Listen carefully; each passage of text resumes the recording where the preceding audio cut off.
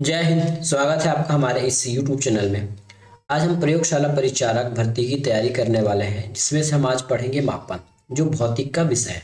यदि आपको पता नहीं है तो बता दें कि जो प्रयोगशाला परिचारक की भर्ती है उसमें 60 अंक जो है साइंस पोर्शन से पूछा जाएगा, जिसमें केमिस्ट्री, फिजिक्स और बायो से आएगा। ठीक है। और एग्ज़ाम के जो सिलेबस हैं या फिर जो गाइडलाइन है उसमें ये लिखा गया है कि 9वीं से 10वीं या फिर 9वीं 10वीं का जो साइंस है वो पूछा जाएगा। लेकिन आप सीधे डायरेक्ट 9th और 10th को नहीं पढ़ सकते। जब तक 6, 7, 8 तीनों क्लास का साइंस आप नहीं पढ़ेंगे तब तक आपको सीधे 9th और 10th का समझ में आने वाला नहीं है। पहली बात तो ये है। दूसरी बात, कभी भी जो सिलेबस है उस तक एग्जाम में प्रश्न पूछा जाए ये भी कोई फिक्स नहीं है। हो सकता है उससे आगे पूछ लिया जाए या हो सकता है उससे पीछे का भी बहुत बेसिक पूछ लिया जाए। इसलिए जरूरी है कि हम क्लास 6 से लेके क्लास 10 तक के कम से कम इतनी साइंस को कवर करेंगे। ठीक है। और ये जो आपको पढ़ाया जा रहा है ये आपको एनसीईआरटी प्लस जो एससीईआरटी छत्तीसगढ़ बोर्ड के द्वारा जो स्कूलों में पढ़ाई जाती है, पुस्तक 6, 7, 8, 9, 10 है ना, वहां से और जो एनसीईआरटी की पुस्तक है वहां से मिलाकर आपको पढ़ाया जा रहा है। ठीक है। तो आज हम एक चैप्टर कंप्लीट करेंगे जिसका नाम है मापन। यहाँ से प्रश्न 1-2 आने की संभावना है, मात्रक और उसे अंक से। ठीक है। मात्रक क्या होता है, उसके क्या चिन्ह होते हैं, है ना, और मात्रक को कैसे चेंज किया जाता है छोटे या बड़े मात्रक में, इसको हम आज समझेंगे। चलिए हम सीधा आज क्लास पर चलते हैं। भौतिक विज्ञान मापन का अध्ययन होता है। किसी भी भौतिक राशि को व्यक्त करने के लिए हमको मात्रक तथा परिणाम दोनों की आवश्यकता होती है। इसका मतलब क्या है, दोनों की आवश्यकता मतलब, जैसे यहाँ पे एग्जांपल में लिख देता हूं मैं 40, जैसे यहाँ पे लिखा गया है 40, तो 40 क्या चीज है, 40 कोई नंबर है, 40 किसी का एज है, 40 किसी वस्तु की लंबाई है, चौड़ाई है, क्षेत्रफल है, परिमाप है, क्या है। जब तक हम इस 40 के बाद कुछ मात्रक नहीं लिख देते तब तक ये फिक्स पता नहीं है कि 40 क्या चीज है। ठीक है। यदि 40 के बाद मैं m लिख दूं तो ये 40 मीटर होगा, यदि मैं भौतिक की परिप्रेक्ष्य में बात करूं तो, है ना। यदि मैंने 40 के बाद mm लिख दिया इसका मतलब है मिलीमीटर है ये, है ना। 40 के बाद यदि मैं cm लिख दूं तो ये होता है सेंटीमीटर। ठीक है। 40 के बाद यदि मैं केजी लिख दूं तो ये हो जाता है किलोग्राम। 40 के बाद यदि मैं ए लिख दूं तो ये होता है 40 एम्पियर, है ना, जो धारा की मात्रक है। यदि 40 के बाद यदि मैं वी लिख दूं तो ये वोल्ट को दर्शाता है। 40 के बाद यदि मैं डब्ल्यू लिख दूं तो ये वॉट को दर्शाता है, शक्ति को दर्शाता है ना। तो इस प्रकार से जब भी हम भौतिक मापन का अध्ययन करते हैं तो अंक के साथ साथ उसके परिणाम को या फिर हम उसकी मात्रक को लिखना जरूरी है कि हम क्या बोलना चाहते हैं, वो क्या चीज है ना। यदि आप पंसारी की दुकान में जाते हैं, कहीं भी जाते हैं, तो आपको नाप के दिया जाता है ना। हम समय को सेकंडों में नापते हैं, वजन को किलोग्राम में नापते हैं, जब भी लंबाई की बात करेंगे तो उसको सेंटीमीटर में नापा जाता है, मीटर में नापा जाता है। तो हम ये देखने वाले हैं कि कब कब वजन को, समय को और लंबाई को कैसे कैसे मापन किया जाता था आज से कुछ दशक पहले। तो मात्रकों की कुछ पद्धति है। क्या पद्धति है, CGS पद्धति। इस पद्धति में लंबाई का मात्रक होता था सेंटीमीटर, सी से सेंटीमीटर। द्रव्यमान का मात्रक होता था द्रव्यमान का मात्रक होता था ग्राम, जी ग्राम को स्टैंड करता है। और समय का मात्रक था सेकंड। ठीक है। कुछ देशों में प्रचलित था। उसके बाद कुछ और मात्रक आए, FPS पद्धति। इस पद्धति में लंबाई का मात्रक फुट, द्रव्यमान का मात्रक पाउंड और समय का मात्रक सेकंड कहा गया। ठीक है। लंबाई को हम फुट में नापते थे, हम मतलब कुछ देश जो हैं, कुछ राज्य जो हैं, कुछ लोग जो हैं, मतलब अलग अलग जगहों में अलग अलग मात्रक, कोई सेंटीमीटर में नाप रहा है, कोई फुट में नाप रहा है, तो कोई मीटर में नाप रहा है ना।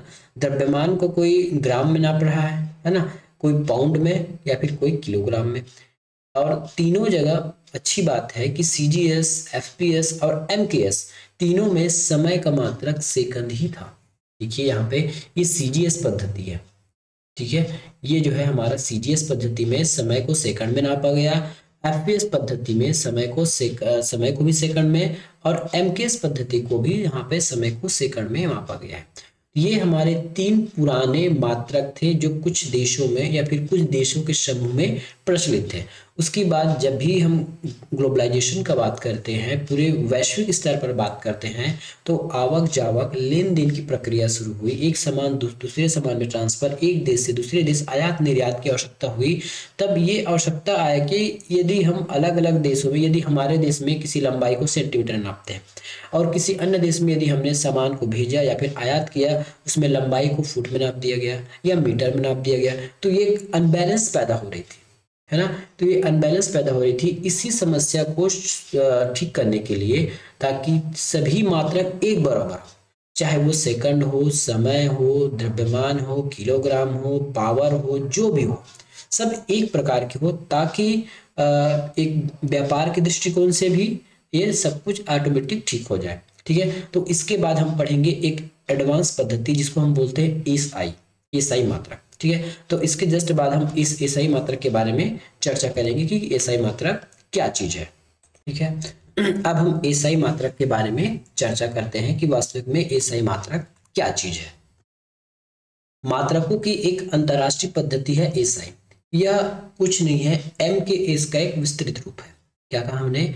एम के एस, जो हमने लास्ट में पढ़ा था, क्या पढ़ा था? एम के एस पद्धति। इस पद्धति में लंबाई मीटर, द्रव्यमान को किलोग्राम में और समय को सेकंड में नापा जाता था। इसी को एक्सटेंड किया गया है ना। इसी को और आगे एक्सटेंड करते हुए क्या हुआ था, जब मैंने बताया ना कुछ समस्याएं होने लगी आयात निर्यात में, तब क्या हुआ, कुछ देशों ने मिलकर 1971 ईस्वी में फ्रांस की राजधानी पेरिस में माप तौल विभाग के अंतर्राष्ट्रीय अधिवेशन में एसआई पद्धति को मान्यता मिली। एसआई प्रणाली में 7 मूल राशियां हैं। पहले एमकेएस में कितनी राशियां थी? 3, या फिर इससे पहले एफपीएस थे, सीजीएस थे, इसमें भी 3 ही राशि थे। लेकिन जब 1971 में जो एक समझौता हुआ, एक अधिवेशन हुआ, उसमें 7 मूल राशियों को रखा गया, जिसके लिए 7 मूल मात्रक हैं। ठीक है, शेष मात्रक इन्हीं मात्रकों से बनाए जाते हैं, तो उन्हें शेष मात्रक को व्युत्पन्न मात्रक कहते हैं। अब यहाँ जानने की आपको आवश्यकता है कि मूल मात्रक क्या होता है। ठीक है, आपको यहाँ जानने की जरूरत है कि मूल मात्रक क्या होता है। तो मूल मात्रक के बारे में अब हम चर्चा करते हैं। मैं ज्यादा कुछ लिख के नहीं बताऊंगा, केवल डिस्कस करूंगा, बाकी आपको सुनकर या फिर कहीं से देख के लिखना है। किसी भौतिक राशि को व्यक्त करने के लिए कुछ ऐसे मानकों का प्रयोग किया जाता है। किसी भौतिक राशि को लिखने के लिए कुछ ऐसे मात्रकों का उपयोग किया जाता है जो अन्य मात्रकों से स्वतंत्र हो, उसे मूल मात्रक कहा जाता है। ठीक है, किसी भौतिक राशियों के लिए, जैसे हमने यहाँ लिख दिया 40 किलोग्राम। ठीक है, तो ये जो किलोग्राम है अन्य किसी मात्रक पर डिपेंड नहीं करता, न समय पर, न मीटर पर, न एम्पियर पर, न किसी पर। ये 40 का जो किलोग्राम का जो मात्रा है वो स्वतंत्र अपने आप में, किसी अन्य मात्रक से इसको कोई लेना देना नहीं है, या फिर किसी मात्रक से बढ़ने या घटने से, है ना, समय के घटने या बढ़ने से, एम्पियर के घटने या बढ़ने से, लंबाई के मीटर बढ़ने से इस 40 किलोग्राम को कोई फर्क नहीं पड़ने वाला है। ठीक है, तो 7 ऐसे मात्रक है जिसको मूल मात्रक कहा गया, जो स्वतंत्र है ना। एग्जाम्पल के लिए लंबाई, समय, द्रव्यमान, है ना। इस प्रकार से 7 मात्रक है। आगे हम इसको देखेंगे। और इसी में 2 पूरक मात्राएं भी जोड़ दी गई। वो पूरक मात्रा मतलब पुरोनी, है ना, रेडियन और स्टेरेडियन। बाकी एक और टर्म आपको यहाँ देखने को मिलेगा, ये है आपका व्युत्पन्न मात्रक। व्युत्पन्न मात्रक मतलब इसी 7 मूल मात्रक में से और अधिक मात्रक, इसी 7 मात्रक को मिलाकर, एक दूसरे को मिलाकर, या फिर उसी को डबल मिलाकर, 3 बार मिलाकर, एक दूसरे को ऊपर नीचे भाग देकर, गुना करके, जितने भी प्रकार से बनाया जाता है उसको हम व्युत्पन्न मात्रक कहते हैं। ठीक है, मूल मात्रक के सहयोग से बने मात्रकों को हम क्या कहते हैं? व्युत्पन्न मात्रक कैसे कहते हैं? इसका डेफिनेशन क्या हो सकता है? तो किसी भौतिक राशि को जब हम 2 या 2 से अधिक इकाइयों में व्यक्त करते हैं तो इसको हम व्युत्पन्न मात्रक कहते हैं। एक टॉपिक आपको क्वेश्चन में मे भी पूछा जा सकता है, वो ये है कि सभी प्रणाली में समय का मात्रक सेकंड था। ठीक है, सभी प्रणाली में समय का मात्रक जो था वो सेकंड था। अब अंतर्राष्ट्रीय मात्रकों का जो अधिवेशन हुआ था उसमें कुछ नियम लिखे गए। ये नियम आपको याद रखना, हो सकता है आपके एग्जाम में पूछ दिया जाए। राशियों के मात्रकों के संकेतों को अंग्रेजी के छोटे अक्षर में लिखा जाता है। याद रखिएगा, राशियों के मात्रक के जो संकेत हैं वो अंग्रेजी के छोटे अक्षर, जैसे मीटर को हम एम लिखेंगे, ठीक है। अब इसको कैपिटल एम इस प्रकार से नहीं लिख सकते, केजी को हम केजी ही लिखेंगे, है ना। ये इस प्रकार से केजी नहीं लिखेंगे, ये गलत है। बोलचाल की भाषा में लिख दे या कहीं लिखा हुआ तो अलग बात है, लेकिन एक वैज्ञानिक तरीके से अगर लिखा जाए तो ये स्मॉल में ही लिखा जाएगा, सेकंड को हम एस ही लिखेंगे, ठीक है।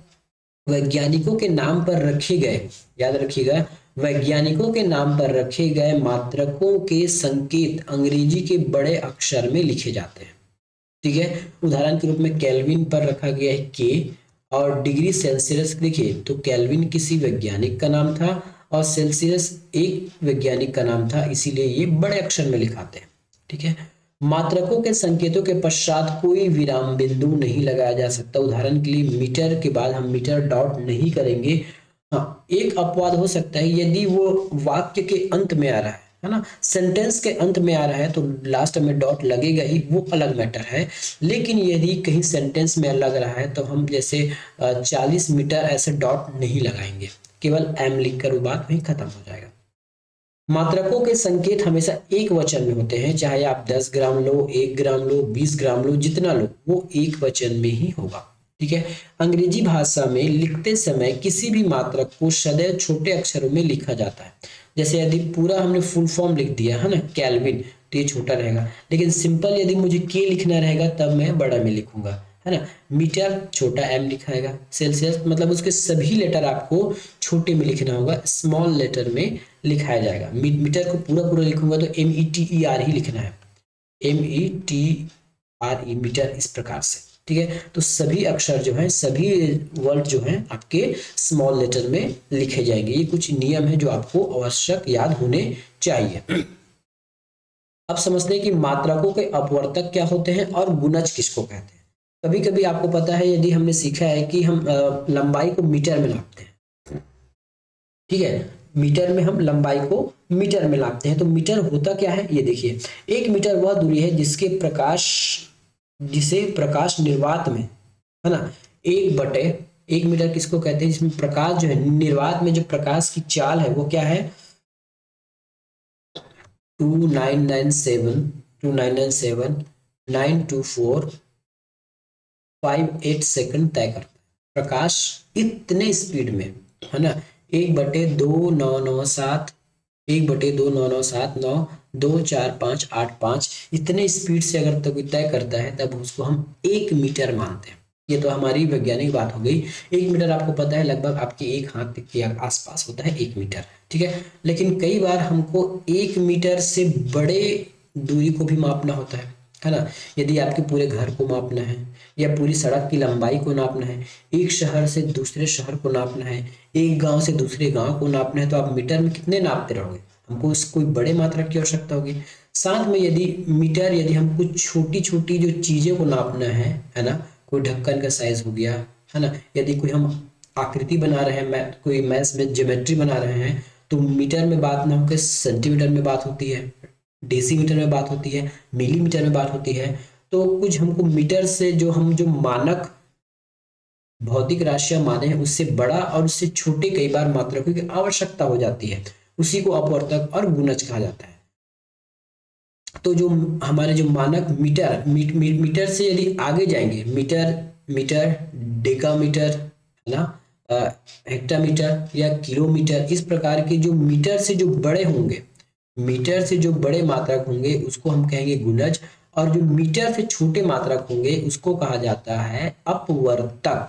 क्या कहा जाता है, अपवर्तक कहा जाता है। अब यहाँ देखिए, ये हमारे अपवर्तक 1 मीटर से छोटा होता है 100 सेंटीमीटर।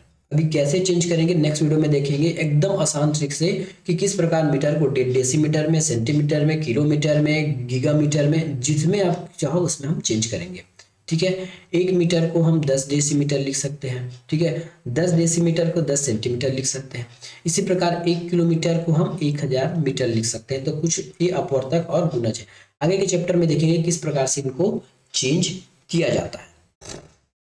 अब ये है हमारे 7 मूल मात्रक, ठीक है।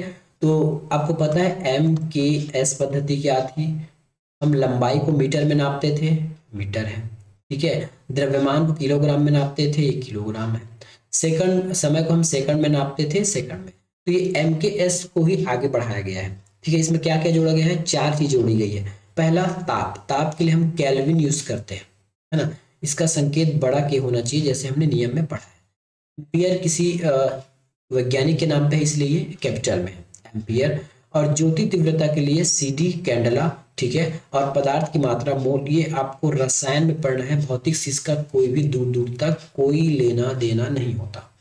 ठीक है, तो इसको याद रखिएगा, ये आपकी कूट भाषा वाले प्रश्न बन सकते हैं कि मूल मात्रक में से 7 मात्रकों को नाम दिया जाएगा या फिर 2-4 का नाम दिया जाएगा, एक तो नाम हटा दिया जाएगा कि इसमें से कौन मूल मात्रक नहीं है। लंबाई, द्रव्यमान, तापमान, धारा, ज्योति तीव्रता, पदार्थ की मात्रा, ये हमारे मूल मात्रक हैं। शेष दो मात्रक हैं, समतल कोण, है ना, जिसमें कोण मापते हैं रेडियन, और ठोस कोण उसको हम स्टेरेडियन में नापते हैं, ये हमारे पूरक मात्रक है। ठीक है, आगे हम इसमें वीमा भी पढ़ने वाले हैं कि वीमा वास्तविक में होता क्या चीज है। ठीक है, आगे के वीडियो में हम पढ़ेंगे कि ये वीमा क्या चीज है। ठीक है, तो ये हो गया हमारे मूल मात्रक। आगे हमको और कुछ पढ़ना है क्या, हम यहीं से अब वीमा देख लेते हैं, है ना। जब भी वीमा को हमेशा किसमें दर्शाया जाता है, ठीक है, तो वीमा से पहले एक और चीज है जिसको हम देख लेते हैं, वो है व्युत्पन्न मात्रक। मतलब जो मूल मात्रक से बनाए जाते हैं उसको हम व्युत्पन्न मात्रक कहते हैं। चलिए हम व्युत्पन्न मात्रक के बारे में चर्चा करते हैं। जैसे चाल, चाल होता है दूरी बटा समय, दूरी बटा समय। अब बताइए चाल की मात्रा क्या होगी, दूरी को हम किस में मापते हैं, दूरी को हम मीटर में मापते हैं, ठीक है, समय को हम सेकंड में नापते हैं। तो इस प्रकार से चाल का मात्रा क्या हो गया, मीटर प्रति सेकंड, है ना, 1 मीटर प्रति सेकंड। यदि कोई भी वस्तु 1 सेकंड में 1 मीटर चलती है तो वो उसकी चाल होगी। ठीक है, और यदि हम इसको कैसे लिख सकते हैं, जो नीचे होगा वो ऊपर जैसी जाएगा तो इसमें -1 लग जाता है, तो मीटर प्रति सेकंड को कुछ इस प्रकार से भी लिखा जा सकता है।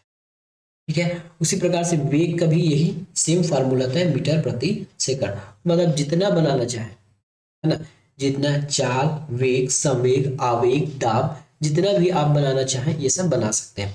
अब वीमा क्या होता है ये देखिए, शॉर्ट में देखिए। वीमा, जिस प्रकार हम मात्रक को उसके संकेतों को में लिखते हैं, उसी प्रकार वीमा को लंबाई के लिए हम L यूज करते हैं।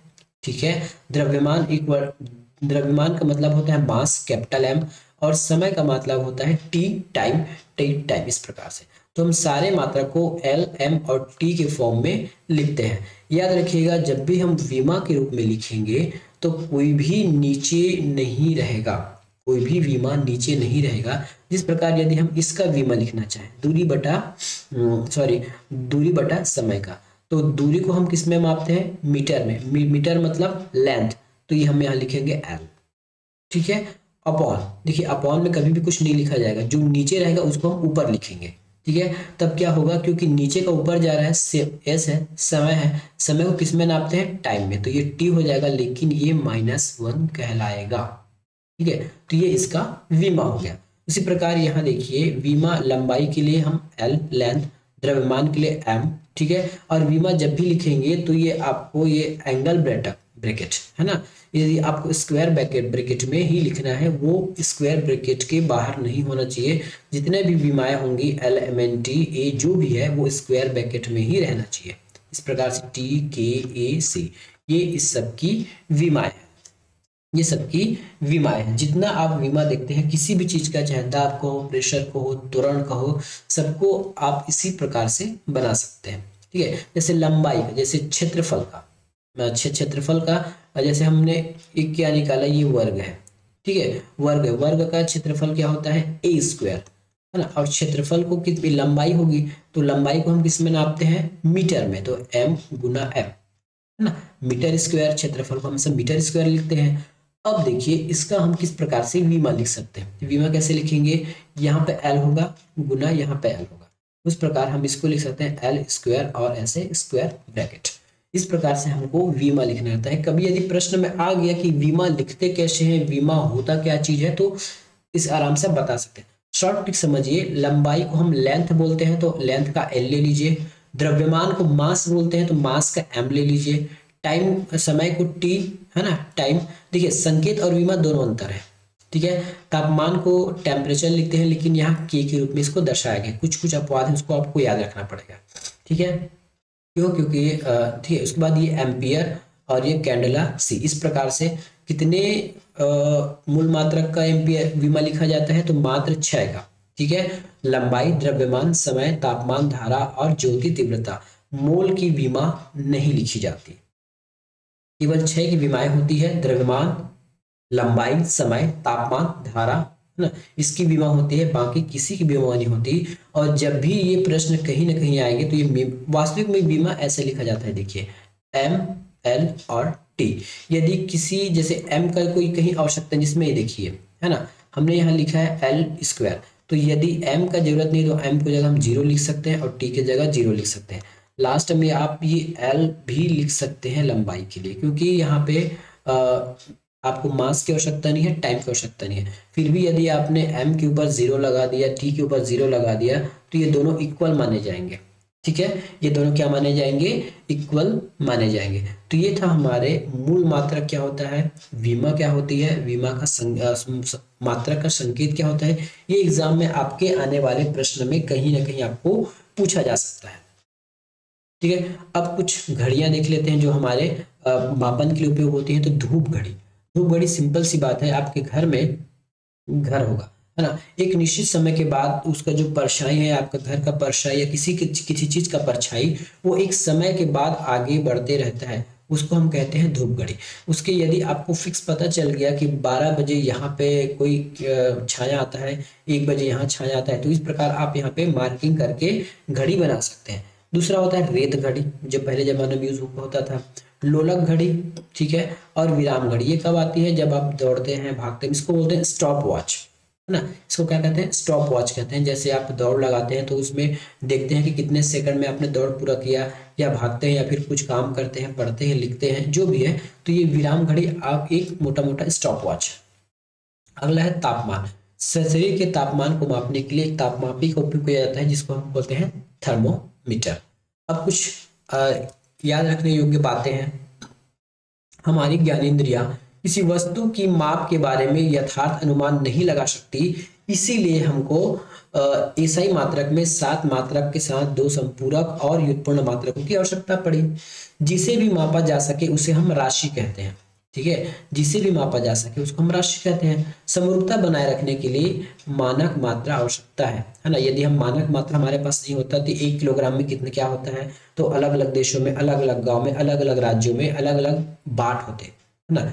कोई कम वाले को 1 किलोग्राम कहता है, कोई ज्यादा वाले को, किसी के लिए लंबाई के लिए अलग मेजरमेंट होता है, कुछ और। इस प्रकार से सबको एक रूपता बनाए रखने के लिए हमको मानक मानने की आवश्यकता पड़ी है। मापन का अर्थ है किसी अज्ञात राशि का उसी प्रकार से ज्ञात राशि से तुलना करना, और कुछ नहीं है, ठीक है। अज्ञात राशि का ज्ञात राशि से तुलना करना एक मापन कहलाता है। किसी राशि के मापन में 2 बातें आवश्यक है, एक मात्रक होता है और दूसरा उसकी संख्यात्मक मान होती है। एक संकेत और दूसरा उसका संख्यात्मक वैल्यू होता है। संसार के सभी वैज्ञानिक मात्रकों की अंतरराष्ट्रीय एसआई पद्धति का उपयोग करते हैं, क्योंकि ये एक स्टैंडर्ड फॉर्मेट है और सभी के लिए अनिवार्य है। लंबाई का एसआई मात्रक मीटर है, द्रव्यमान का किलोग्राम है, समय का सेकंड है, आयतन का घन मीटर है और ताप का केल्विन है। ताप मापने के लिए प्रचलित डिग्री सेल्सियस है। राशियों के परिणाम को अधिक सुविधाजनक व्यक्त करने के लिए मात्रकों के गुणज, मतलब मात्रकों से बड़े मूल मात्रक से और मूल मात्रक से छोटे को अपवर्तक कहते हैं, जो अभी हमने चर्चा किया था। लंबाई मापने की युक्ति का चयन मापी जाने वाली वस्तु के अनुसार किया जाता है। कोई किसी स्थान घेरती है तो उसको हम वस्तु का आयतन कहते हैं। जब कोई स्थान घेरती है कोई चीज तो हम उसको वस्तु का आयतन कहते हैं। द्रवों के आयतन को लीटर में नापा जाता है। वास्तविक में आयतन वो चीज है जिसमें कितनी सामग्री उसमें भराई जा सकती है ना, कितनी सामग्री उसमें आ सकती है, इस चीज को हम आयतन कहते हैं। किसी बर्तन की धारिता उसके अंदर की क्षमता होती है, जिसको हम आयतन कहते हैं। किसी वस्तु का द्रव्यमान उसमें निहित पदार्थ की माप होती है, ठीक है। किसी वस्तु का द्रव्यमान उसमें निहित पदार्थ की मात्रा होती है। कम द्रव्यमान को यथार्थ से मापने के लिए भौतिक या रासायनिक तुलक का उपयोग किया जा सकता है। कम द्रव्यमान को, है ना, जैसे सोना चांदी है, उसको नापने के लिए बहुत ही छोटे भौतिक तराजू या फिर रासायनिक तराजू का उपयोग किया जाता है। ऐसी घटनाएं जो नियमित रूप से तथा निश्चित समय के बाद घटती है, समय के लिए उपयोग की जाती है। ठीक है, जैसे एक निश्चित समय के बाद छाया आती है, एक निश्चित समय में कोई रेत घड़ी पूरा रेत पार हो जाता है, तो हम मानते हैं कि 1 घंटे में पूरा रेत पार हो जाएगा, आधे घंटे में रेत पार हो जाएगा या 5 मिनट में। यदि कोई फिक्स है तो हम उसको एक मानक के रूप में मान सकते हैं। छोटे समय अंतराल को मापने के लिए प्रयोगशाला और खेलों में विराम घड़ी का उपयोग किया जाता है, जिसको हम स्टॉप वॉच कहते हैं। वस्तु का ताप बताता है कि वस्तु कितना गर्म है और कितना ठंडी है। वास्तविक में ताप एक तुलनात्मक मात्रक है ना। कोई चीज ठंडी है या गर्म है, ये उसका तुलनात्मक, हम किसी भी चीज को ठंडी या गर्म नहीं कह सकते। याद रखिए, यदि आपके टंकी का पानी, यदि आप हाथ उसमें डालें तो आपको ठंडा लगेगा। वहीं दूसरे, देखिए हम यहाँ पे ऐसा चर्चा करते हैं, ये 3 हमने बर्तन लिया, यहाँ पे क्या रखा हमने, फ्रिज से निकाला हुआ पानी, और ये टंकी का नॉर्मल पानी, और ये गैस में गर्म किया हुआ पानी। ठीक है, गैस में गर्म करना, ये पहला है फ्रिज वाला, दूसरा है सामान्य वाला, और तीसरा है गैस में गर्म किया हुआ पानी।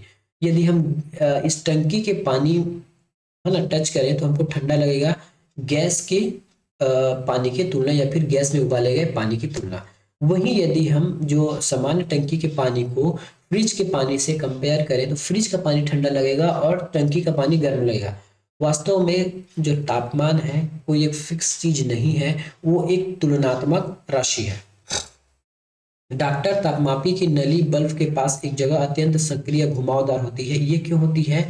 आप एक तापमापी देखेंगे जो पहले यूज होता था, डॉक्टर के पास एक तापमापी होती थी, उसका नली घुमावदार होता था। जैसे किसी मरीज के ऊपर टेस्ट करने के बाद उसमें जो पारा है ना, उसमें जाके घुसी रहती थी। इससे पता चलता था कि तापमान कितना है, ताकि मरीज से तापमापी निकालते समय वो द्रव पारा वहां से न खसके, इसलिए घुमावदार या फिर अत्यंत सक्रिय बनाई जाती है। स्वस्थ मनुष्य के शरीर का तापमान 37 सेल्सियस होता है। भारत सरकार का माप तौल विभाग यह सुनिश्चित करता है कि बाजार में उपयोग में आने वाले बाट, तुला या अन्य मात्रक निर्धारित का अनुमान मापन सही हो। सही बाटों तथा मात्रकों यंत्रों पर माप तौल विभाग की मुहर लगी होती है। ठीक है, राष्ट्रीय भौतिक प्रयोगशाला नई दिल्ली के मानकों की मात्रकों का रखरखाव करती है। ठीक है, तो ये आज की वीडियो हमने आज यहीं तक देखा। इसके बाद एक और वीडियो आएगा जो मापन से रिलेटेड रहेगा, उसमें हम देखेंगे किस प्रकार से मीटर को सेंटीमीटर में, सेंटीमीटर को मिलीमीटर में, किलोग्राम में, जितने भी आप जैसा भी चेंज करना चाहें वैसा चेंज कर सकते हैं, बहुत ही इजीली ट्रिक के माध्यम से। क्योंकि आज का वीडियो वैसे भी लंबा हो चुका है, आधे घंटे का वीडियो है, और जो आने वाला वीडियो है वो भी लगभग आपके 15 से 20 मिनट का होने वाला है, इसलिए हम उसको नेक्स्ट वीडियो में बताएंगे। मिलेंगे नेक्स्ट चैप्टर में। धन्यवाद।